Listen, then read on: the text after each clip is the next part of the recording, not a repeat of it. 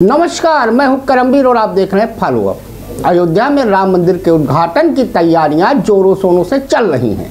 22 जनवरी को रामलला की प्राण प्रतिष्ठा होगी। आज हम फॉलो अप में प्रभु श्री राम की नई मूर्ति के प्राण प्रतिष्ठा और पुरानी मूर्ति से लेकर सीता जी के उस श्राप की चर्चा करेंगे जिसकी वजह से अब तक अयोध्या का विकास नहीं हो सका। इस बीच आज श्री राम जन्मभूमि ट्रस्ट की एक अहम बैठक भी हुई। इस बैठक में प्राण प्रतिष्ठा की तैयारियों पर चर्चा की गई। बैठक में भगवान रामलला की मूर्ति से लेकर प्राण प्रतिष्ठा की तैयारियों, पूजन विधि और मंदिर निर्माण कार्यों की समीक्षा की गई। इसके अगले ही दिन यानी कल 29 दिसंबर को ट्रस्ट की एक और महत्वपूर्ण बैठक होगी जिसमें यह तय होगा कि रामलला की कौन सी मूर्ति गर्भगृह में लगाई जाएगी। राम मंदिर में भगवान रामलला की अलग अलग पत्थरों से 3 मूर्तियां बनाई गई हैं जो लगभग बनकर पूरी तरह से तैयार हैं। ट्रस्ट इन मूर्तियों में से ही एक प्रतिमा का चयन करेगा जिसमें भगवान राम की 5 वर्ष की छवि कैसी होनी चाहिए इसे लेकर फैसला किया जाएगा।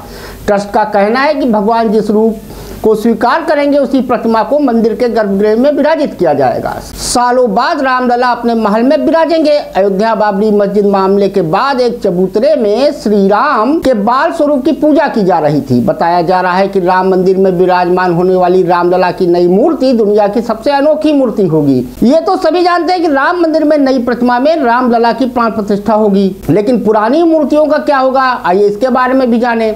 जानकारी के मुताबिक राम मंदिर के गर्भगृह में रामलला की पुरानी मूर्ति को भी नई मूर्ति के साथ ही स्थापित किया जाएगा। नई मूर्ति को अचल मूर्ति कहा जाएगा जबकि पुरानी मूर्ति उत्सव मूर्ति के तौर पर होगी। श्री राम से जुड़े सभी उत्सव में उत्सव मूर्ति को ही शोभा यात्रा में विराजमान किया जाएगा। वही नई मूर्तियां सदा गर्भगृह में भक्तों के दर्शन के लिए होंगी। रामलला की पुरानी मूर्ति की ऊंचाई बहुत छोटी है जिससे भक्तों को मूर्ति के दर्शन नहीं हो पाते। वहीं राम के बालक स्वरूप की नई मूर्तियां 51 इंच की होंगी। भक्तों को मूर्ति के 35 फीट दूर से भी दर्शन हो सकेंगे। ये मूर्ति 5 साल के बालक के स्वरूप में बनाई गई है।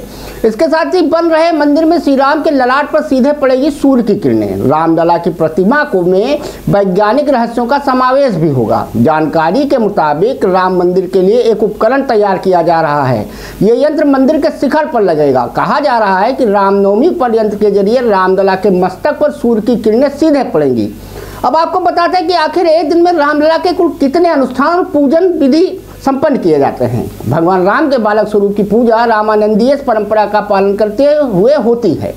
कहा जाता है कि रामलला जब से यहाँ विराजमान है तब से इसी परंपरा का निर्वहन करते हुए पूजन किया जाता है। आइए जानते हैं क्या है रामानंदीय परंपरा, इसका महत्व। यहाँ सालों से रामलला के पूजन के लिए रामानंदीय परंपरा के तहत एक खास विधि अपनाई जाती है जिसमें एक बालक के समान भगवान राम की दिनचर्या तय होती है। सूर्योदय पर सुबह जागने से लेकर रात को शयन काल तक 16 अनुष्ठान किए जाते हैं जिसमें भगवान रामलला के खान पान, स्नान, वस्त्र पहनाना, उनके पसंदीदा भोजन का ध्यान रखा जाता है। दरअसल रामानंदीय परिपाटी वैष्णव परंपरा से आई है। इस परिपाटी के आराध्य भगवान राम और माता सीता हैं। कहा जाता है जगत गुरु रामानंदाचार्य ने इसको शुरू किया था जिसे रामानंद संप्रदाय के नाम से भी जाना जाता है।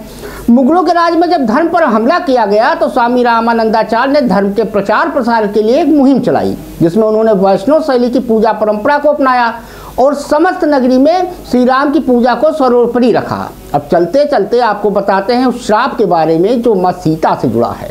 राम मंदिर के बनने के साथ ही अयोध्या के विकास को भी अब पंख लग गए हैं। ऐसे में अयोध्या शहर में हो रहे चौतरफा विकास को लेकर अयोध्या के राजा विमलेंद्र मोहन मिश्र कहते हैं कि ऐसा मालूम पड़ता है कि माता सीता ने अपना श्राप वापस ले लिया है। स्थानीय मान्यताओं के मुताबिक जब भगवान राम ने अफवाहों के चलते सीता माता को शहर से बाहर निकाल दिया था तो उन्होंने अयोध्या को श्राप दिया था। कई लोगों का मानना है कि इसी श्राप की वजह से कभी भी अयोध्या में तेज गति से विकास नहीं हुआ।